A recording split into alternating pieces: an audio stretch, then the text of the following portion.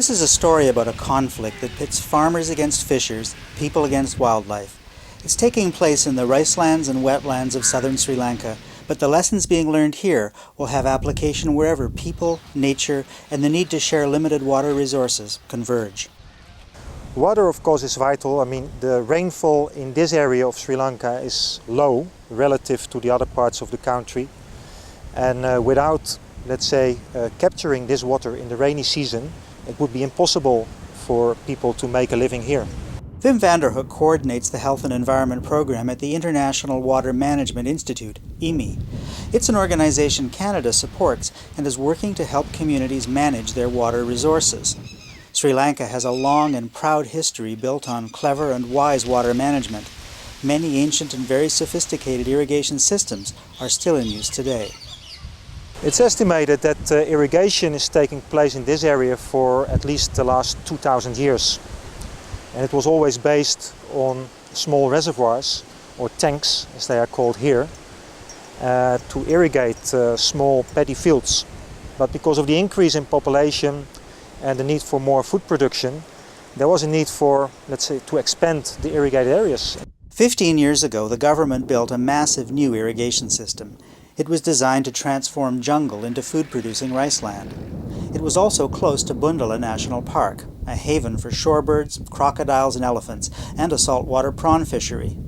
For new settlers like I.G. Kayunadas, the project meant progress, and he was one of the first to start farming the new land.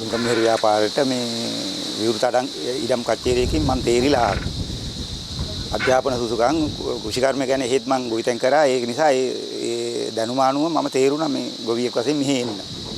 At about the same time, H.M. Najumuddin started fishing for prawns and other saltwater fish in the brackish lagoons of the national park. He was following a tradition that went back centuries. But as the new settlers prospered, life for fishermen like Najumuddin worsened.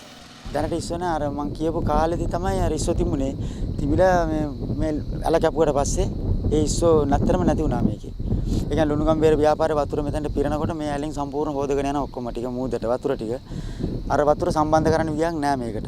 මූදේ වතුර සම්බන්ධ වෙන්න ඕනේ ඉස්සෝ හැදෙන්න. The designers had not realized that when irrigation water was released from the giant reservoirs into the rice fields, a large freshwater runoff drained into saltwater lagoons in the national park. Worse than that, in order to make a good living, the rice farmers needed to grow 2 crops a year. But as more land was cultivated, there didn't seem to be enough water. දෙකට දෙන වෙලාවලුත් තියෙනවා පොණක් කන්න වලට එකට දෙන වෙලාවලුත් තියෙනවා. කියන්නේ මේ දැන් ජලාශේ වතුර තියෙනවා නම් අපිට ජලටත් දෙනවා. නැත්නම් එක සැරේයි දෙන්නේ අවුරුද්දකට. It's a kind of a strange situation. On the one hand, a shortage of water for irrigation. On the other hand, a surplus of drainage water flowing into a wetland system where it's not supposed to flow. And following the fresh water, cattle from the new farms are squeezing the habitat of the other animals in the park. So what we are trying to do is to find ways to change the water management in such a way that farmers have a more reliable irrigation water supply, and at the same time the environment can be protected by reducing the drainage flow into the lagoons. By measuring the water flow, water quality, and by surveying the ways people actually use and need water in the watershed, the researchers are finding ways to use water much more efficiently.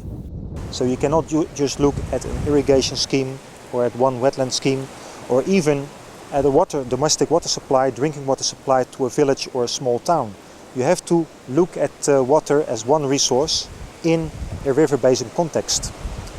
And then that resource has to be used by different sectors.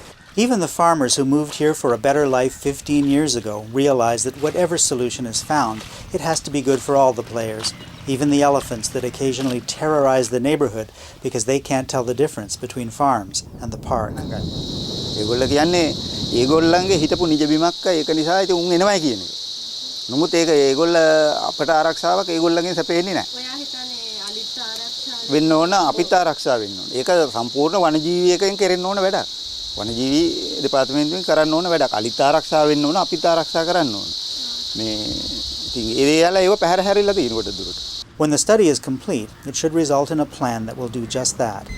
More importantly, the research team here in Sri Lanka believes the methods they're developing to manage water demands in harmony with the environment have much wider applications, as the need to intensify global food production puts pressure on the water resources of an increasingly thirsty planet. For the Canadian Farm, I'm David Mowbray in Tisamaharama, Sri Lanka.